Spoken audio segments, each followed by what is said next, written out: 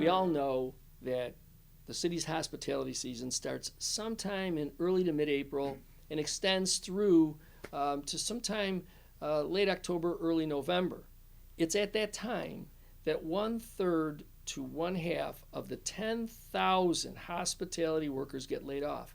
On average, that's 4,000 workers every year get laid off just before Thanksgiving.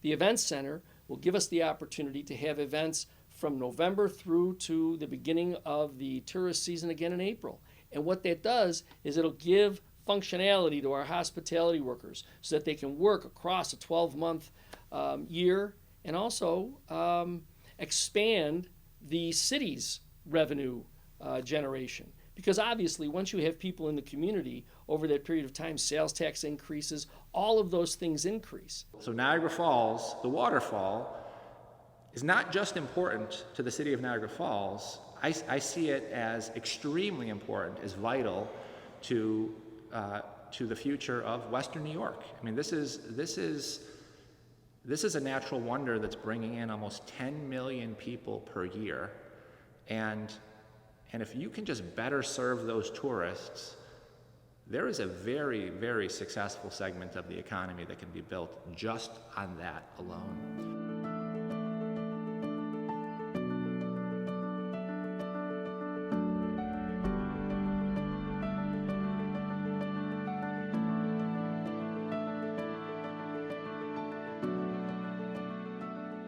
You know, there are nearly 12 million people that live 90 minutes east and west of Niagara Falls, New York. And while we're going to get how many ever millions come for the casino and how many ever millions come for the state park during that period, April to November, it's that period from November until the beginning of the season again in April that we're missing out on these 12 million people who could come here if we gave them something to come here to see. Whether it's college sports, minor league professional athletics, concerts, shows, working in partnership with the Seneca Nation, you can develop an entire schedule during the winter that continues to fill hotels, to provide entertainment, to give restaurants and lounges that are down in the downtown district a reason to stay open during the winter. When I was younger, we had our convention center. Those of you that are old enough to remember, the convention center had a number of things downtown, whether it was Miss Universe pageants to American Bowling Congress championships. But this event center will help to recreate that enthusiasm for locals, the ability to bring local people back downtown to enjoy all of what downtown has to offer. The entire park setting is also an opportunity for us to revisit some of the things we used to have. One of the things that's conceptually planned is that in this pavilion area, it would be landscaped. The covering of it would be landscaped, so that once again, you have a sledding hill. We used to have a sledding hill at Hyde Park. It's gone now. And so to invite families back downtown, to give them entertainment and things that they can do, that's what the event center and the park are intended to do. It's to really bring this community back together again. And also the stores and the lounges and the restaurants that lined Niagara Street. Why? Because in the winter, there were people down there walking around. Arterial Lounge, the Press Box. All of those places survived because there was traffic, people, a reason to be downtown. Think about Fall Street. You know, you have Godowski's at the far end of near Portage, and then you have all this vacant space. Imagine for a moment the event center gets created and the park.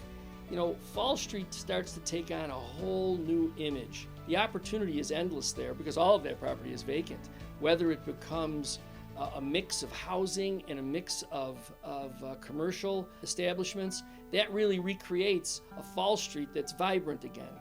You now can begin to re-engage Niagara Street from 4th all the way out to 7th, where we already have some development and some opportunity. The fact is that this administration works with those developers that come up with a plan and then go forward with it. And the good news is there are developers who are really doing that. When we started moving forward with our first project in Niagara Falls at the corner of 7th and Niagara, there was a lot of doubt in the air for the simple reason that there's been a lot of projects that have, I think, been promised or been advertised in the city of Niagara Falls over the last several decades that hadn't moved forward. And the way we address that is the way that we address similar issues in all of our projects. We just show up every day and we keep on moving forward. We knew when we started that project that we wanted to do several projects in the downtown core of Niagara Falls. We started leasing the residential units in March of 2020, and then still within a year, even though through the COVID shutdown, the building was fully occupied. There was a big story that was written in the Buffalo News about the fact that we moved forward with this project with 17 new residential units, and they were all filled with residents that wanted to be part of the transformation that's coming in downtown Niagara Falls. You see Daredevil Records, you see 616 Niagara Street, a development by T.M. Montante, and their plans along 3rd Street for a smaller version of Radio Social in Rochester. There have been so many projects that have been completed, public investment, private investments, public and private collaboration and partnership over the last 10 years to remove the Robert Moses, to improve all the streetscapes in the downtown core, to improve Niagara Falls State Park, to collaborate with developers like ours to move projects forward. Think about what's happened, by the way, with the removal of the Robert Moses. All sorts of residential neighborhoods between Main Street and Whirlpool, which bordered a highway, are essentially now waterfront property. And we have to work with responsible developers to make sure that they make Niagara Falls the exciting, world-renowned, excellent location for families that we all know that it can be. If you transform a building here, if you transform a corner there, and you keep on doing that, at a certain point you get to a critical mass where you start to realize that a larger transformation is underway.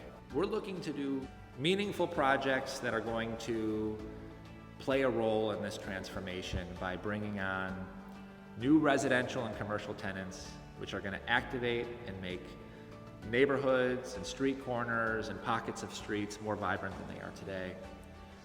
Having grown up in Western New York, there's always been the promise of massive projects which are going to shift the narrative and direction and trajectory of our communities. But the reality is that lots of small, good projects working together in concert, in my view, is the best way to move communities like this forward. And that's the strategy that we've taken.